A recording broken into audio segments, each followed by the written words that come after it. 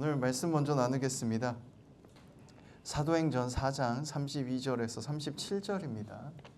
사도행전 4장 32절에서 37절 주보에도 있고요. 화면에도 나오니까 우리 한 목소리로 함께 읽으면 좋겠습니다. 함께 읽겠습니다. 믿는 무리가 한 마음과 한 뜻이 되어 모든 물건을 서로 통용하고 자기 재물을 조금이라도 자기 것이라 하는 이가 하나도 없더라. 사도들이 큰 권능으로 주 예수의 부활을 증언하니 무리가 큰 은혜를 받아 그 중에 가난한 사람이 없으니 이는 밭과 집 있는 자는 팔아 그 판 것의 값을 가져다가 사도들의 발 앞에 두매 그들이 각 사람의 필요를 따라 나누어 줌이라. 구브로에서 난 레위족 사람이 있으니 이름은 요셉이라. 사도들이 일컬어 바나바라 번역하면 위로의 아들이라 하니 그가 밭이 있음에 팔아 그 값을 가지고 사도들 발 앞에 두니라. 오늘은 총동원 주일이라서 제목을 함께 한다는 것이라고 해봤습니다. 우리가 누군가와 함께 하는 게 어떤 건지 얘기를 좀 나눠보려고 해요.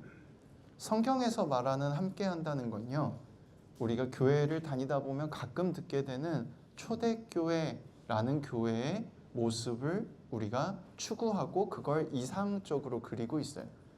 그래서 교회 안에서 우리가 초대교회로 돌아가야 됩니다 라는 얘기도 하고요. 또 목포에도 있는데 지역마다 있거든요. 교회 이름 자체가 초대교회라는 교회도 있습니다. 그럼 도대체 초대교회가 뭐냐? 오늘 말씀에 나온 이런 모양새가 초대교회입니다. 어떤 거냐면 믿는 무리가 한 마음과 한 뜻이 되어 라고 시작하고 있죠.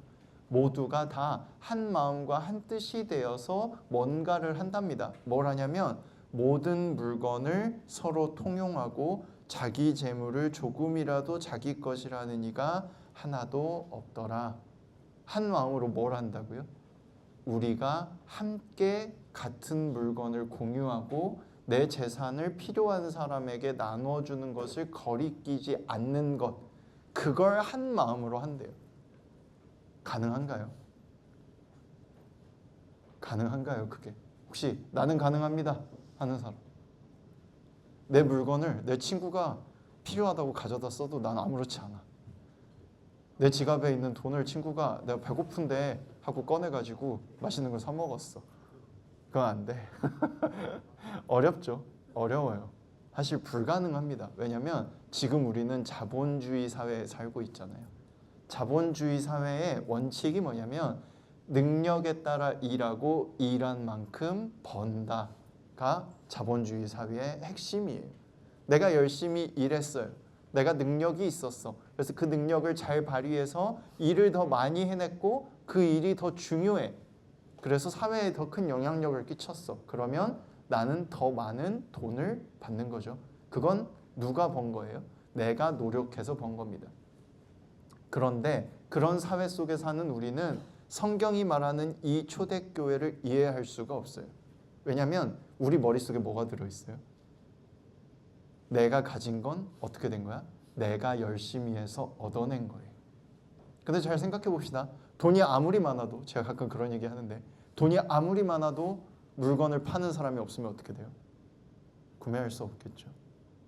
물건을 파는 사람은 있어도 물건을 만드는 사람이 없으면 어떻게 됩니까? 구매할 수 없는 겁니다. 자본주의가 하는 거짓말이 바로 이거거든요. 네가 열심히 일해서 능력만큼 벌어. 능력만큼이요? 도대체 뭐가 능력만큼인데요? 뭐가 더 사회에 중요한데요, 도대체? 세상에 중요하지 않은 게 있어요? 없어요. 서로가 서로에게 돕고 돕는 것이 사회예요. 그 돕는 것을 우리는 보통 돈이라는 물질을 통해서 혹은 표현이라는 것을 통해서 거래 형태로 이루고 있어요. 친구들 사이에 내가 하나 칭찬해주면 이 친구도 언젠가 나한테 하나 칭찬을 해주겠죠. 그런 걸 보이지 않는 형태의 거래라고 해요. 보이는 형태는 아까 말했던 쉬운 거, 돈으로서 아니면 물건으로서 이건 내가 이거 줄 테니까 너 그건 이렇게 나한테 줘. 이렇게 교환하는 것을 물질적인 거래라고 하죠. 우리는 거래가 당연해요. 왜? 내 것과 네 것이 다르기 때문이에요. 그런데도 우리는 함께 해야 한다라고 말합니다. 초대교회는 함께 할 수 있었어요. 왜? 마음을 다해서 함께 물질을 나누고 함께 모든 것을 같이 쓸 수 있었기 때문이에요. 왜 그랬냐라고 물으면요.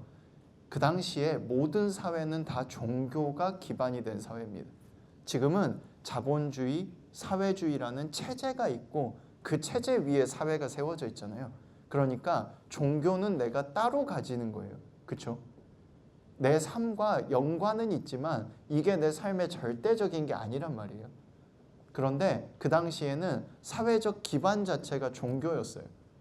로마의 지배를 받고 있었고 특별히 지금 사도행전에서 나오는 초대교회는 로마의 권역 안에 이스라엘 지역을 떠난 다른 지역에 세워져 있는 교회들이었습니다. 그게 사도행전의 주요 무대예요. 로마와 그리스, 헬라, 심지어는 터키, 요즘 튀르키예라고 바뀌었는데 튀르키예에 이르는 중앙아시아 일대까지를 포함한 곳에 교회를 세우는 얘기가 사도행전이거든요. 이스라엘을 떠난 교회, 이스라엘 안에 있지만 헬라 사람들이 속해 있는 교회, 그리스인들, 로마 사람들이 섞여 있는 이 교회에서 물질을 함께 나누는 일이 일어나는 겁니다. 왜? 그리스도를 믿고 기존에 있던 로마 신화 혹은 이스라엘 지역에서는 유대교로부터 떠나게 되면 내가 경제활동을 할 수가 없게 됐기 때문입니다. 간혹 맡고 있는 일이 사회를 구성하는 일, 관리라거나 군인이라거나 해서 내 직업이 없어지진 않았어. 그리스도교 안에 들어갔지만. 그런 경우에도 사람들은 내 재산을 내놨습니다. 왜? 내 공동체, 내가 마음 편하게 있을 수 있는 이 공동체가 유지되려면 이 사람들이 먹고 살아야 되는데 이 사람들이 그리스도교 안으로 들어왔다는 이유 하나만으로 사회에서 배척당하고 경제활동을 할 수 없게 되고 심지어 직업을 잃는 경우가 너무나도 많았기 때문이에요.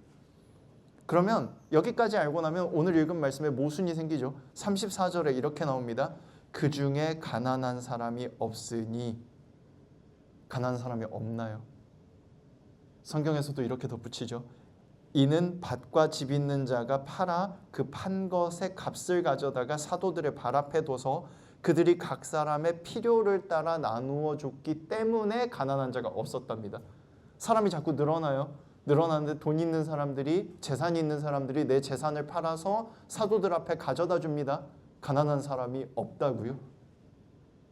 지금 내가 가난해졌는데, 그치? 집도 있고 밭도 있고 내 재산도 있고 직업도 있던 사람이 집, 땅 다 팔았고 심지어 내 직업도 잃어버릴 확률이 높아요. 근데 이걸 가져다가 사도들한테 줬고 교회 안에서 나눠 쓰는 겁니다. 가난한 사람이 없어? 정말 가난한 사람이 없니? 내가 지금 가난해졌잖아. 그치? 근데도 가난한 사람이 없다고 말하고 있어요. 왜? 누구도 내 것을 내 것이라고 말하지 않았대요. 누구도 필요한 것 이상 가져다가 사용하지 않았대요. 그게 어려워요. 지금 이 시대가 함께 할 수 없는 이유가 여기 있어요. 누군가가 나한테 베풀어 줬어요. 그러면 사실 받은 사람은 어떻게 해야 돼요? 더 내놓으라고 해야 돼? 아니죠. 준 것은 그 사람이 그냥 준 거잖아요. 고맙다고 받아들이고 내가 지금 당장 필요한 만큼 혹은 그 필요한 만큼에 모자랐더라도 그 사람이 줬으면 그것만으로 고마워해야죠. 베푸는 사람은 어때요? 내가 그냥 주고 싶은 만큼 줄 수 있는 만큼 이 사람을 도와야겠다라는 생각이 들면 그래, 나 오늘 이만큼만 필요하고 이만큼은 남으니까 이걸 줘야지. 이렇게 할 수 있어야 되는 거예요. 그래야 함께 할 수 있습니다. 근데 어려워요. 우리 남학생들 PC방 친구들하고 같이 가잖아요. 돈 없을 때 어떻게 해요? 옆에 친구한테 좀 빌려줘 이렇게 말하잖아요. 빌린 친구들이 갚던가요? 난 잘 갚습니다 하는 친구. 나는 안 갚습니다 라는 친구. 안 갚습니다 해도 손은 안 들겠지. 그치? PC방 비유로 생각해 보자면 이런 거예요. 내가 지금 5만 원을 갖고 왔어. 근데 내가 오늘 게임을 친구들하고 2시간만 하기로 했어. 그리고 내가 간식을 사 먹어도 돈이 좀 남아. 근데 이 친구가 오늘 돈이 없대. 근데 같이 게임하러 왔어. 그러면 돈이 남잖아요. 오늘 내가 그 이후에 쓸 것도 생각해도 돈이 좀 남아. 그러면 그냥 야, 내가 오늘 2시간 사줄게. 내가 먹을 것까지 사주긴 좀 그렇고 PC방 2시간 내가 결제해줄게. 이렇게 할 수 있는 거죠. 근데 그게 아까도 물었지만 쉽습니까? 어려워요. 진짜 어려워요. 왜? 내 걸 주는 거잖아. 어려워요. 받는 사람은 어때요? 한두 번 받으면 고맙게 여기겠죠. 매번 받다 보면 어떻게 됩니까? 당연한 듯이 말합니다. 야, 오늘은 왜 안 사줘? 어려워요. 함께 한다는 건 그래서 어려워요. 욕심을 내지 않아야 되고 내 한계가 어딘 줄 알아야 되고 내가 필요한 게 어디까지인 줄 알아야 되고 무엇이 남는지 그리고 내가 지금 얻은 것이 누구로부터 받은 건지를 명확하게 알아야 돼요. 근데 그러기가 어려워요. 왜냐하면 사람은 다 나 중심적으로 생각해서 그래요. 내가 중심이고 내가 먼저고 내가 주인공이고 내가 생각하는 것이 중요하기 때문에 그게 어려워요. 내 입장에서만 생각하거든요. 경험해보지 않은 건 알 수가 없어요. 가난해보지 않은 사람은 가난한 사람의 아픔을 몰라요. 나눠줘보지 않은 사람은 나눠주는 기쁨을 몰라요. 받아보지 않은 사람은 그 받은 것의 고마움을 몰라요. 근데 익숙해지면 뭐라고 생각하냐면 저 사람이 받는 사람은 저 사람이 어떤 마음으로 나눠주는지 경험해보지 못했잖아요. 그러니까 이렇게 생각해요. 아, 줄만 해서 주나 보다. 나눠주는 사람들은 어떻게 돼요?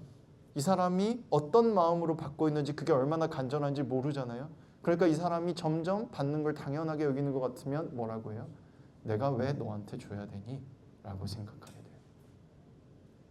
서로 경험하지 못했고 이해하지 못하기 때문이에요.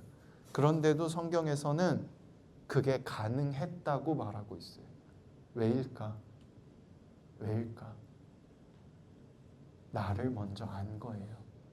내가 어떻게 될지 알고 내가 얼마나 연약한지 내가 가진 게 어디까지인지 내가 얼마나 약하고 어리석고 내가 할 수 있는 한계가 여기까지구나를 알았기 때문이에요. 그걸 알았으니까 누군가에게 내가 줄 수 있을 만큼 주고 누군가에게 받았을 때도 아, 이게 고마운 거구나라고 끊임없이 생각할 수 있었던 거예요. 내 한계를 넘어서는 무언가를 알고 있었기 때문에. 그리고 그걸 실천할 수 있게 해준 건 우리는 이렇게 말합니다. 하나님께서 그 사람과 함께 하셨기 때문에 가능한 거라고. 그 사람이 하고 싶어도 할 수 없는데 갑자기 마음 안에 하나님이 함께 해주실 때 아, 내가 이걸 해야지 라는 생각이 드는 거예요. 해야지 라는 생각이 드는 겁니다. 어제 그런 일이 있었거든요. 제가 인스타그램에다가 이것저것 글을 올려요. 옛날에 혼자 일기장에 썼던 건데 어떤 권사님한테 한번 보여드렸더니 권사님이 목사님 혼자만 보지 마시고 좀 다듬어서 남도 읽을 수 있게 해서 SNS 같은 거에 공유 좀 해주시면 안 돼요? 누가 좀 읽고 누군가는 좋은 영향을 받을 수 있을 것 같은데요? 라고 해서 올리기 시작했거든요.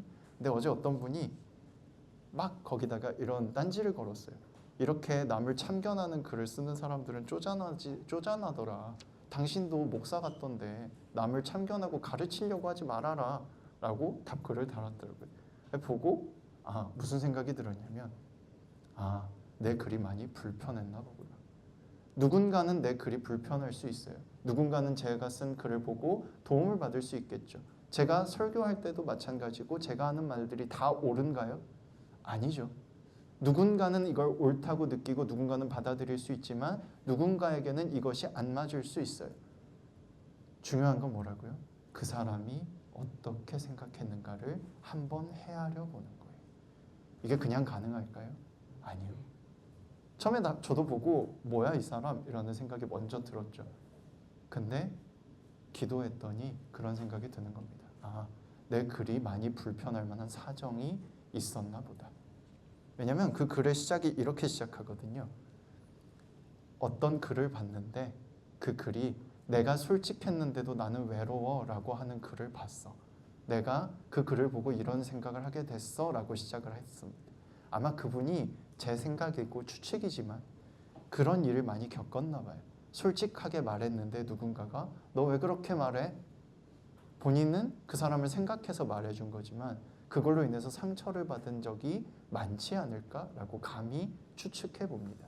그러니 제가 쓴 글이 불편했을 수 있겠죠. 사람마다 사정이 다르고 입장이 다르고 생각이 다르고 경험이 달라요. 그걸 어떻게 다 이해할 수도 없고 다 받아줄 수도 없어요. 다만 한 번쯤 상대방 입장에서 생각해 볼 수는 있죠. 그게 우리 힘으로 가능하다고요? 아니요, 불가능하다니까. 옆 사람 얼굴 봐봐. 이 사람 무슨 생각하는지 이해해 줄 수 있어? 이 사람 얼굴 봐봐.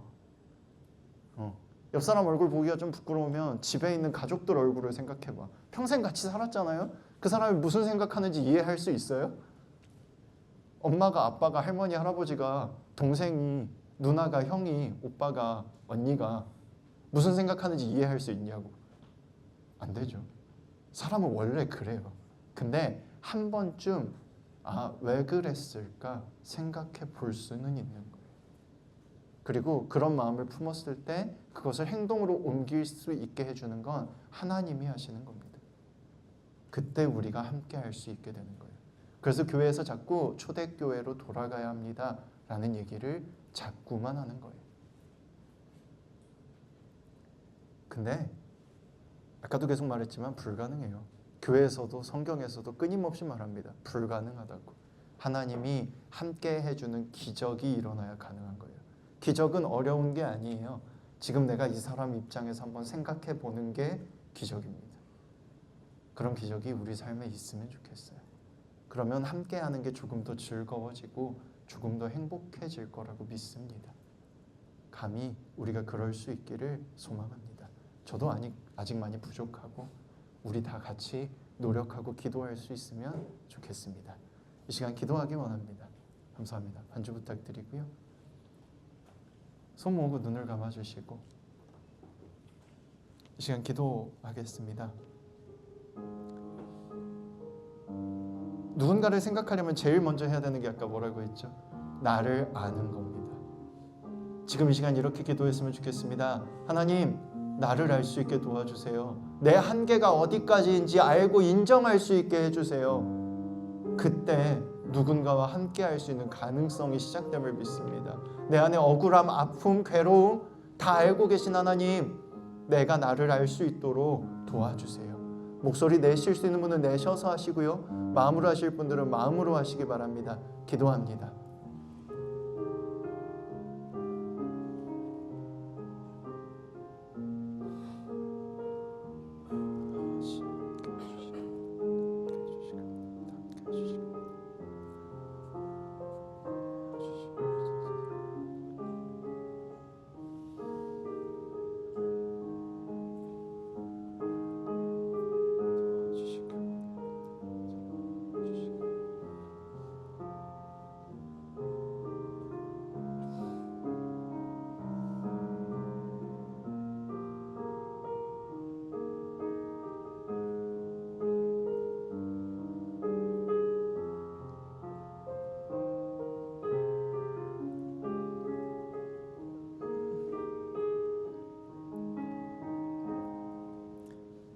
사랑의 하나님 감사합니다.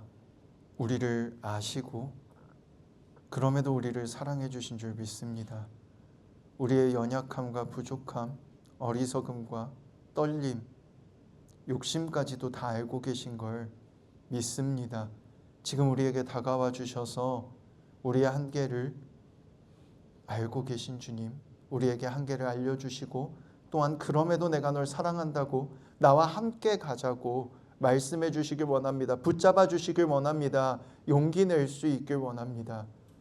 온전히 누군가와 함께 할 수 있기를 원합니다. 먼저 우리를 깨달을 수 있게, 그것을 위해서 먼저 우리가 우리 스스로를 알 수 있게 도와주세요. 함께 해주세요.